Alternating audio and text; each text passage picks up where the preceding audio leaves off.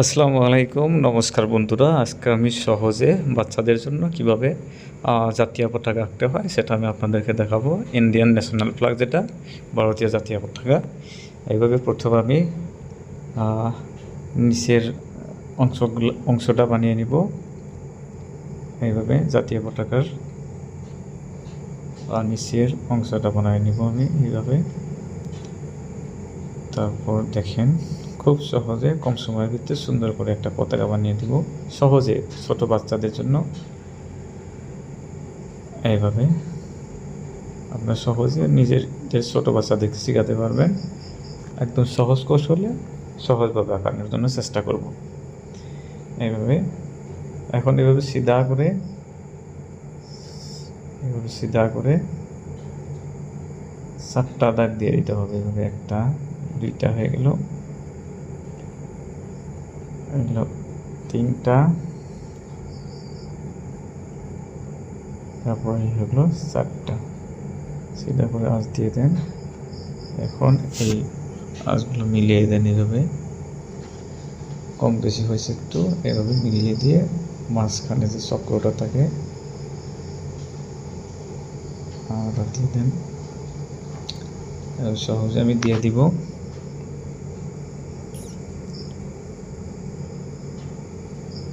এইভাবে সহজে হয়ে গেল, জাতীয় পতাকার শেপ হয়ে গেল। সুন্দর করে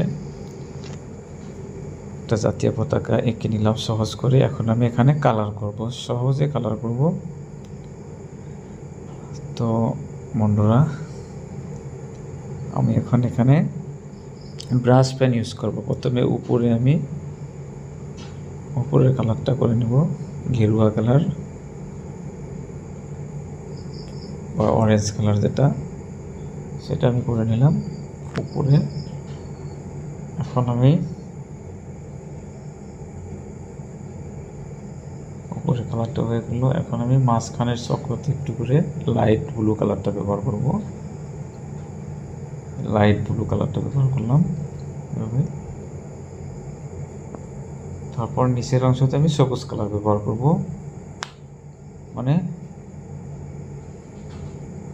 হেউজিয়া কালার, গ্রিন কালারটা ব্যবহার করব। নিলাম গ্রিন কালারটা ব্যবহার করে সুন্দর করে এবং সহজ করে। তো একটু ডবল করে দেখতে একটু ভালো লাগবে, তো ডবল করে দিলাম। দেখেন, সুন্দর একটা জাতীয় পতাকা কম সময়ের ভিতরে হয়ে গেল। এখন আমি জাতীয় পতাকার মাঝে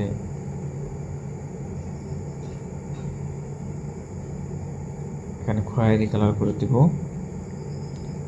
দেখেন, আমি কফি কালার করে দিচ্ছি। জাতীয় পতাকা উড়ে থাকা বাসটাতে আমি এখন খয়েরি কালার করে দিলাম। তারপর নিচের এই খোপটাতে আমি গেরুয়া কালারটা করে দেবো, কমলা কালারটা করে দেবো। তো কমলা কালার হয়ে গেল। নিচের অংশতে আমি ডিপ